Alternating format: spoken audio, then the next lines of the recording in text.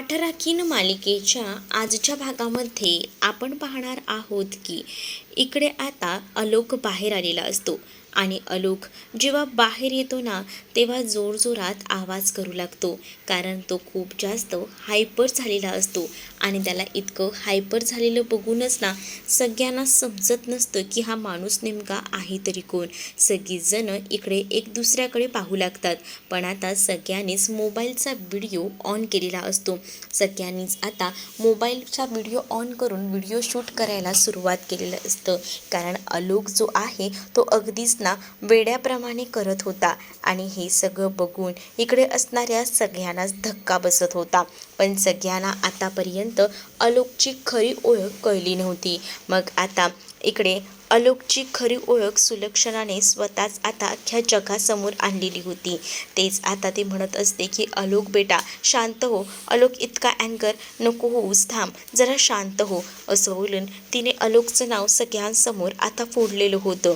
मग इकडे तिने जो काही प्लॅनिंग केलेला होता ते सगळं काही तिला आठवतं. आणि जेव्हा तिला हे सगळं काही प्लॅनिंग आठवतं ना तेव्हा ती आता विचार करत असते. आणि तेव्हाच ती इकडे तिकडे पाहू लागते. तेव्हा तिच्या लक्षात येतं की नाही, आपण ज्या काही गोष्टी केल्या आहेत ना त्या एकदम परफेक्ट निशाण्यावर लागलेल्या आहेत आणि त्यामुळेच ना ती खुश असते. तेच दुसरीकडे आता हे सगळं घडत असताना तिने आलोक सूर्यवंशी ही ओळख आता या जगासमोर आणलेली असते. आणि तेव्हाच ना प्राजक्ताला सुद्धा धक्का बसतो. प्राजक्ता बघते आणि ती म्हणते म्हणजे हे आलोक सूर्यवंशी आहेत तर. इतके दिवस तिला असं वाटत होतं की ते सगुणाचे कोणीतरी आहेत, त्यामुळे ती ह्या सगळ्या गोष्टी इग्नोर करत होती. पण ह्या सगळ्या काही गोष्टी आता तिच्या समोर आलेल्या होत्या. तेव्हाच ना इकडे खूप जास्त जोरजोरात आलोक ओरडत होता आणि म्हणत होता की काय गरज आहे तुम्हा लोकांना ह्या वेलकम पार्टीमध्ये एवढा तमाशा करायची. वेलकम पार्टी ठेवली आहे तर ज्याला भेटायला आला त्याला भेटायचं आणि निघायचं ना. तेवढ्यातच आता ती देशमुखबाईसुद्धा पुढे येते. देशमुखबाई जेव्हा पुढे येते ना तेव्हा ती म्हणत असते की म्हणून तुम्ही माझ्या मुलीची पत्रिका पाठवली होती का इकडे, पण मला माहीत नव्हतं तुमचा मुलगा एवढा वेडसर असेल ते. असंही आता ती देशमुखबाई येऊन बोलत असते. तेव्हाच ना देशमुखबाईला लगेच इकडे असणारी ही सुलक्षणा म्हणत असते की मी फक्त पत्रिका मागवली होती, तुमच्या मुलीचं लग्न मी काही लावून दिलं नव्हतं. आमच्या आलोकसोबत तेवढी तुमच्या मुलीची पात्रताही नाही, असंही आता इकडे असणारी सुलक्षणा बोलत असते. त्यानंतर आता जी आलेली असते ना देशमुखबाई ती आता आपल्या मुलीला गौतमीला घेऊन तिकडनं लगेचच गायब होते, कारण तिला तिकडनं आता निघावं लागणार असतं. इथे आता हा सगळा प्रकार ना एकदमच भयंकर असा वाढत चाललेला होता. तर इकडे सुलक्षणाचाच मुलगा आलोक सूर्यवंशी आहे ही गोष्ट आता कळलेली होती. आणि त्यामुळेच ना खूप मोठा धक्का जो काही आहे तो आता बसलेला होता प्राजक्ताला सुद्धा, कारण प्राजक्ताला आलोक सूर्यवंशी ही एक मोठी नामवंत व्यक्तिमय आता वाटत होतं. पण अचानकपणे आलोकची अशी जी काही ओळख समोर आलेली असते ना त्यामुळेच आता ना खूप मोठा धक्का बसलेला असतो. आणि तेव्हाच ना इकडे एक भाग्या जी आहे तिच्या हळदीचा कार्यक्रम वगैरे झालेला असतो. आणि हळदीचा कार्यक्रम वगैरे तिचा झाल्यानंतर तिच्या ज्या मैत्रिणी आलेल्या असतात ना त्या आता तिकडनं जातात. त्या मैत्रिणी तिकडनं जात असताना एकदाचं शेवटचं का होईना त्या आता भाग्याला भेटतात. भाग्याला म्हणत असतात की चल आता उद्या तर तुझ्या लग्नाचा दिवस आलाय जवळ, पण आता उद्या तुझ्या लग्नात तरी कोणीतरी करवली पाहिजेस की. आजही तू एवढा वेळ प्राजक्ताची वाट बघितलीस पण प्राजक्ता शेवटपर्यंत काही आलीच नाही, बघितलंस ना तुझ्यापर्यंत. मग आता काय करणार आहेस. तेव्हाच ना हो हो मला कळते प्राजक्ता काही आलीच नाही, पण ती उद्या नक्की असेल. पण आजच ती तुझ्या ह्या प्रोग्रामला नव्हती तर उद्या तरी ती असेल का, हा प्रश्न मोठा उपस्थित त्यांनी केलेला असतो. तेव्हाच ती म्हणत असते की हो हो असतील ना, का नसेल, पण तरीसुद्धा ना आज जसा तुझा पाठ रिकामी राहायला करवलीचा, तसा उद्या राहायला नको एवढंच आम्हाला वाटतं, असंही आता त्या बोलत असतात. तेव्हाच ना चारू पुढे येते आणि त्यातील एका मैत्रिणीला सांगते की उद्या तू उपवास कर, कारण करवली म्हणून तुलाच बसायचं आहे. पाठ काही झाला तरी रिकामी नसायला हवा. पण प्राजक्ताचं काय? प्राजक्ताचं बघूया नंतर, पण तूच तिची पाठ राखीन हो, असं देखील आता सांगितलेलं असतं. त्यानंतर त्या मुली इथे भाग्याला भेटतात वगैरे आणि त्या जातात. तेच आता भाग्याला ना नकोसं झालेलं असतं, कारण तिला आता वाटत होतं की काही झालं तरीसुद्धा ना आता प्राजक्ता असायला हवी होती आज हळदीच्या प्रोग्रामला, पण ती नव्हती. त्यामुळे तिला ना आता वाईट वाटत होतं. तेच आता दुसरीकडे आजी म्हणत असते की काय झालंय ग भाग्या, एवढं तोंड पाडून बसायला? आता उद्या जर लग्नातही ती नसेल तर तू काय अशीच तोंड पाडून बसणार आहेस का? असंही इकडे असणारी ही आजी आहे ती बोलत असते. मायाजीने असं म्हटल्यानंतर इकडे भाग्या मात्र म्हणत असते की हो, उद्याच्या प्रोग्रामला काही झालं तरी प्राजक्ता असायलाच हवी आहे. मग आता प्राजक्ताला तुझ्या हळदीच्या प्रोग्रामपेक्षा तिला पार्टी जर इम्पॉर्टंट वाटत असेल तर तो विचारही तू कर ना, कशाला एवढं काही मनाला लावून घेतेस, असं बोलून ना इकडे मात्र मामी जी आहे ती सुद्धा तिच्या मनात विष कालवत असते. पण इकडे आता जी भाग्य आहे ती म्हणत असते की हे असं होणारच नाही. काही झालं ना तरीसुद्धा उद्याच्या प्रोग्राममध्ये माझी प्राजू असेलच, कारण माझी पाठ राखीन आहे ती, असंही आता बोललं जात असतं. तेच दुसरीकडे मात्र आता जी चारू आहे ती बोलून गेलेली असते, कारण या सगळ्या काही गोष्टी का घडत होत्या तर हे लग्न मोडावं असं वाटत होतं प्राजक्ताला. त्यामुळे प्राजक्ताने सांगितलं सुद्धा होतं, पण या गोष्टी मामाला माहिती नव्हत्या. तेच दुसरीकडे आता प्राजक्ता सगळ्यांच्या समोर येते. ते श्रेयस आणि प्रीती जोरजोरात आवाज करून तिच्यावर आरोप करत असतात आणि या मुलीला इथे का बोलवलं, काय गरज होती? तेव्हाच अंबिका सांगत असते की अरे ती तुमच्याच मुलांना सांभाळायला आली होती. आज मुलं नाही आहेत या पार्टीमध्ये, शांत आहेत, त्याच्यासाठी क्रेडिट तिलाच जातं. पण हिला पार्टीमध्ये बोलवलं, अशा माणसांना पार्टीमध्ये बोलवल्यानंतर बघितलं ना काय झालं. आज कितीतरी वर्षानंतर काही झालं तरी आपण जे लपवून ठेवलेलं सत्य होतं सूर्यवंशींनी ते समोर आलं. ते समोर यायला नको होतं. काही झालं तरीसुद्धा हा जो काही गोंधळ झाला आहे ना तो फक्त या मुलीमुळे झाला आहे. आज त्या आपल्या सूर्यवंशींचं नाव खराब झालं आहे. आता आपल्या कंपनीवर या सगळ्यावर किती परिणाम होणार आहेत याचे माहिती आहेत का? लोकांनी तर मोबाईलमध्ये व्हिडिओसुद्धा बनवलेत. या गोष्टी जरा समजत आहेत का? आता त्या व्हिडिओ जर व्हायरल झाल्या तर अख्ख्या जगासमोर येईल आलोक सूर्यवंशी कोण आहे आणि त्यांनी आतापर्यंत काय काय केलेलं आहे ते. आतापर्यंत सुलक्षणा काकू म्हणजेच मोठी आई तू खोटं बोलत आलीस, पण आता हे सगळं काही सत्य येणार आहे समोर. तेच आता प्राजक्ता समोर येते आणि तेव्हाच ती मनातल्या मनात विचार करत असते की हे सगळं काही माझ्यामुळे झालंय.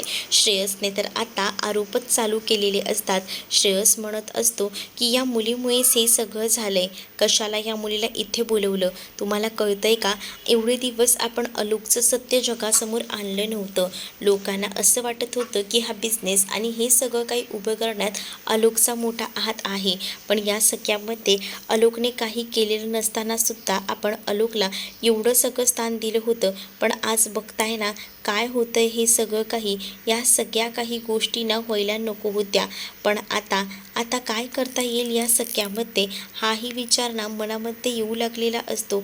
आणि तेव्हाच श्रेयसने हे घर पूर्ण ना डोक्यावर घेतलेलं असतं. श्रेयस आता म्हणत असतो की काय चाललंय हे सगळं काही, तुम्हा लोकांना कळतंय का? आज आपल्यावर जी वेळ आली ना त्या मुलीमुळे. तेच आता इथे भाग्या नाराज असते. भाग्या नाराज असल्यामुळे मामी तिला समजवण्याचा, तिला सांगण्याचा प्रयत्न आता करत असतात. तेव्हाच भाग्या म्हणत असते की काही झालं ना तरी उद्या प्राजक्ता या प्रोग्रामला असायला हवी. तेच तृप्ती म्हणत असते की हो असेल ना, का नसेल, बघूया कोण कोण असतंय ते. तेच आता भाग्या म्हणत असते की मला ना आज हळदीच्या दिवशी एवढंच दुःख होतंय की काही झालं तरीसुद्धा आज या हळदीच्या प्रोग्रामला माझा भाऊ आणि त्यासोबत माझी बहीणही मला हळद लावायला नव्हते. माझ्याला या दुःखापेक्षा कोणतंही मोठं दुःख नाही आहे. त्याच वेळेला दुसरीकडे ती हे सुद्धा म्हणत असते की माझ्यासाठी माझी प्राजू खूप जास्त इम्पॉर्टंट आहे. तेच आता इथे असणारी चारू तिला म्हणत असते की तुझं आता लग्न होणार होणार आहे, तू विसरून जा हे सगळं काही प्राजूला वगैरे. तेच आता मामा चारूला म्हणतो की तू काय बोलतेस, तुझं तुला तरी कळतंय का. पण इकडे आता भाग्यासुद्धा आपल्या आईवर ओरडते आणि आपल्या आईला म्हणत असते की आई तू हे कसं बोलू शकतेस की प्राजूला विसरून जा म्हणून. काही झालं ना तरीसुद्धा मी प्राजूला विसरणं शक्यच नाही, कारण प्राजू माझी अगदीच जीवाभावाची मैत्रीण, माझी पाठराखीण आहे आणि त्यामुळेच ना कोणीही काही म्हणा, पण उद्या मला माझ्याबरोबर ती हवीच आहे, असंही आता भाग्या बोलत असते. भाग्या आता आईला आपल्या हेही सुनावते, तू मला हे म्हणशील का गं की तू आता कौस्तुभ दादासोबत संबंध ठेवू नको म्हणून. बोल ना, बोलू शकतेस का तू हे सगळं काही, असंही आता ती बोलत असते. तेव्हाच ना इकडे एक उत्तरं काहीच नसतात चारुलताकडे. चारुलता आता शांतच राहते. चारुलता आता बघत राहते आणि भाग्याला म्हणत असते की तू नको नको इतकं सगळं काही बोलू. पण तेव्हाच ना भाग्या म्हणत असते की का, मी काही खोटं बोलत नाही आहे, मी जे आहे ना तेच सांगते. कारण एवढ्या सगळ्या काही गोष्टी ज्या आहेत ना त्या होत आहेत, त्या सगळ्या काही विचित्र घडत आहेत, त्या व्हायला नको होत्या. तेच आता इकडे अंबिकाने शांत राहण्याचंच ठरवलेलं होतं, पण दुसरीकडे मात्र आता प्रीतीने ह्या सगळ्याचा कांगावा करायला सुरुवात केलेली असते. म्हणजेच ती म्हणते की हे काय, माझ्या मैत्रिणीच्या ग्रुपवर सुद्धा हा व्हिडिओ व्हायरल झाला आहे बघा. आता इथे आलेल्या सगळ्यांनीच ना हा व्हिडिओ काढला आहे, त्यामुळे आता आलोक सूर्यवंशी कोण आहे हे अख्ख्या जगाला कळलेलं आहे. तर दुसरीकडे श्रेयसही आता आकाशतांडव करत असतो आणि तो म्हणत असतो की बघितलंत का, आता आपल्या कंपनीचं काय करायचं आहे, कंपनीचं ह्या सगळ्यामध्ये खूप जास्त नुकसान झालेलं आहे. तेव्हाच ना इकडे मुद्दामून सुलक्षणा हे घर डोक्यावर घेण्याचं नाटक करत असते. तिला काही फरक पडत नसतो, उलट तिने हे सगळं मुद्दामून केलेलं होतं आणि आज तिला हे सगळं काही बरोबर वाटत होतं. तेच आता इकडे खूप जास्त रडायला प्राजक्ताला येत असतं, कारण प्राजक्ताला समजलेलं असतं की हे सगळं काही तिच्यामुळे होते. ते सुलक्षणा तिच्याकडे जाते आणि सुलक्षणा तिला म्हणत असते की प्राजक्ता तू अजून येतेस, अगं मुलं झोपली असतील ना, तू गेलंस तरी चालेल आणि तू का रडतेस, असंही आता सुलक्षणा इकडे असणाऱ्या प्राजक्ताला विचारते. तेच आता प्राजक्ता रडत रडत बोलते की आज जे काही झालं, म्हणजेच आलोक सर सगळ्यांसमोर आले, त्याला सर्वस्वी मी जबाबदार आहे. हे जेव्हा आता प्राजक्ता म्हणते तेव्हा मात्र काय बोलतेस तू हे सगळं, असं का बोलतेस तू, असंही आता सुलक्षणा प्राजक्ताला म्हणत असते. तेच प्राजक्ता म्हणू लागते की हो, हे सगळं काही माझ्यामुळे झालं आहे, मी जर दार उघडलंच नसतं तर हे सगळं काही झालंच नसतं, असंही आता ती बोलू लागते. म्हणजे तू नेमकं कशाबद्दल बोलतेस, काय झालं आहे. तेव्हाच ना सुलक्षणाला प्राजक्ता सांगते की खरं तर मी इथून जात होते तेव्हा मला आलोक सरांचा आवाज आला आणि म्हणून मी दार उघडलं. पण इथे आता ती बोलायला जात असते, पण तिला काही बोलायलाच ना इकडे आता तो जो श्रेयस आहे आणि त्यासोबत प्रीती देत नसतात. ते आता जोरजोरात बोलत असतात, बघितलं का मगासपासून मी का ओरडतोय, जे काही झालंय ना ते सगळं या मुलीमुळे झालंय. जर ही मुलगी आता इथे नसली असती ना तर मग हे सगळे काही प्रकार घडलेच नसते, असंही आता म्हटलं जात असतं. तेव्हाच दुसरीकडे आता पाहायला मिळत असतं की या सगळ्या गोष्टींमध्ये खरं तर ना तिला बोलायचं होतं की आग लागली होती म्हणूनच मी गेले होते, पण तिला बोलायला जराही संधी ना इकडे आता प्रीती आणि त्यासोबत श्रेयस काही देत नसतात, त्यामुळे तिला बोलताही येत नसतं. तरीसुद्धा इकडे सुलक्षणा जी आहे ती बोलत असते की काय झालं होतं नेमकं. तेव्हा सुलक्षणाला प्राजक्ता आता सांगू लागते, खरं तर मी सुद्धा तिथे जाणार नव्हते, पण अचानक ना आग लागली आणि त्यामुळेच ना मला जावं लागलं.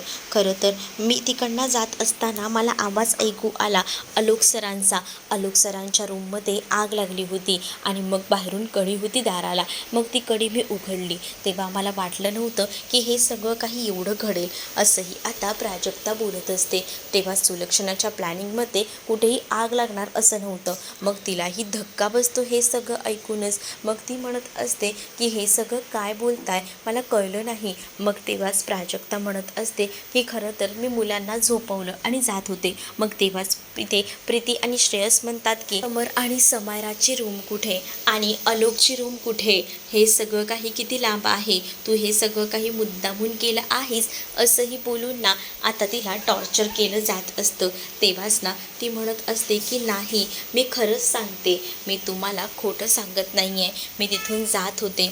खरं तर समर आणि समायरा झोपले तेव्हा मी ठरवलं की इथे नाही थांबायचं, मी निघायचं. असाच विचार करून मी तिकडनं बाहेर पडले होते. पण तेव्हाच ना अचानक मला खोलीतून आवाज आला, आग लागली, आग लागली म्हणून. आणि बाकी बाहेर कोणालाच आवाज जात नव्हता. मग मी विचार न करता सरळ तिथे गेले आणि दार उघडलं. दार उघडल्यानंतर तिथे आग लागलेली होती. ती आग विझवायचा मी प्रयत्न केला आणि आग विझलीसुद्धा गेली. पण तोपर्यंत आलोक सर खोलीच्या बाहेर पडले होते. असं देखील प्राजक्ता आता सांगू लागते. प्राजक्ता जेव्हा या सगळ्या काही गोष्टी सांगते ना तेव्हा मात्र आता इथे असणारी सगळीजणं तिच्याकडे पाहू लागतात.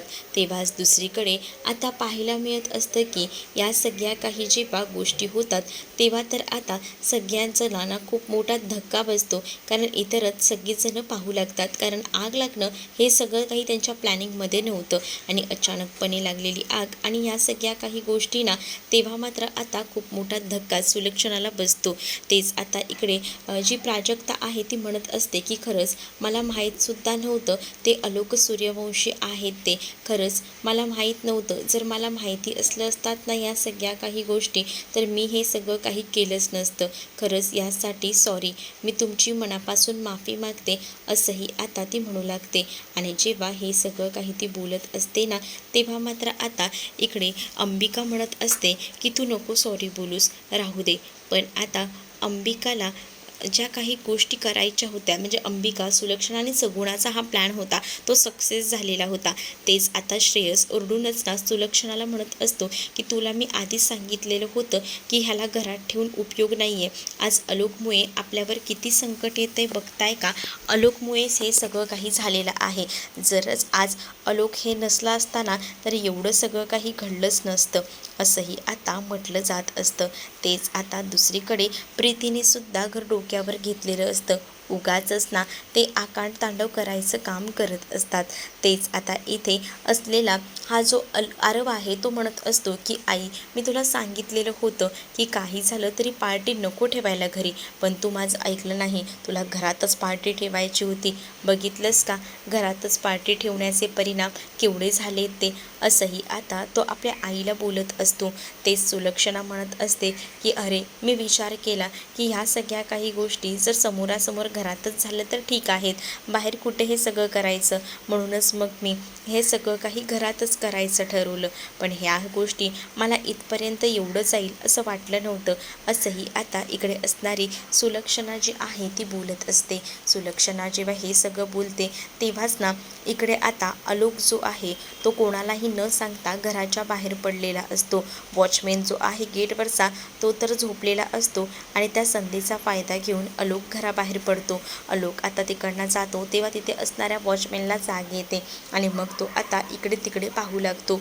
तेच आता दुसरीकडे पाहायला मिळत असतं की श्रेयस म्हणत असतो की या सगळ्यामुळे आपल्या कंपनीचं किती मोठं नुकसान होणार आहे या गोष्टी तुम्हाला समजत नाही आहेत आणि हे सगळं फक्त या मुलीमुळे झालं आहे. त्या मुलीला सगळे आता दोष द्यायला सुरुवात करतात.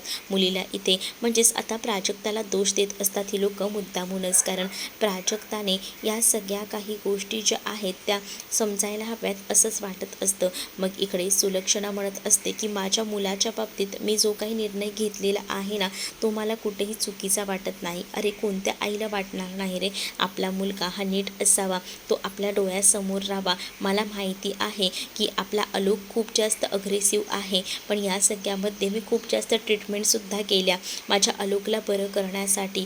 आलोकला बरं करण्यासाठी ना मी काहीसुद्धा करू शकते हे तुम्हालासुद्धा माहिती आहे आणि त्यातच मी हे सगळं काही केलं. पण मला एक आई म्हणून मी कुठे कमी पडली ह्या सगळ्यामध्ये असं वाटत नाही, असंही आता ती म्हणत असते.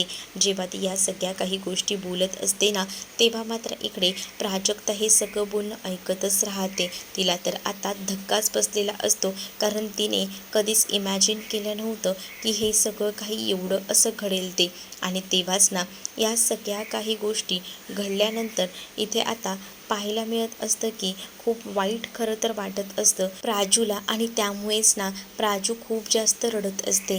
प्राजूला आता कळून चुकलेलं असतं की हे सगळं आपल्यामुळे झालंय. एक आई आपल्या मुलावर एवढं प्रेम करते आणि त्याचबरोबर त्याला घराबाहेर सुद्धा पडू देत नाही आणि आज मी त्याची ओळख सगळ्या घरासमोर अख्ख्या दुनियेसमोर आणली. या गोष्टी कुठेतरी ना आता वेगळ्याच वाटत असतात आणि हे सगळं काही बघूनच ना आता खूप मोठा धक्काच ना इथे असणाऱ्या या प्राजक्ताला बसलेला असतो आणि प्राजक्ताला जेव्हा या सगळ्याचा धक्का बसतो ना तेव्हा प्राजक्ता आता पाहत राहते. प्राजक्ता म्हणत असते की सॉरी, हे सगळं काही माझ्यामुळे झालंय, मी हे सगळं काही करायला नको होतं असंही आता ती म्हणत असते.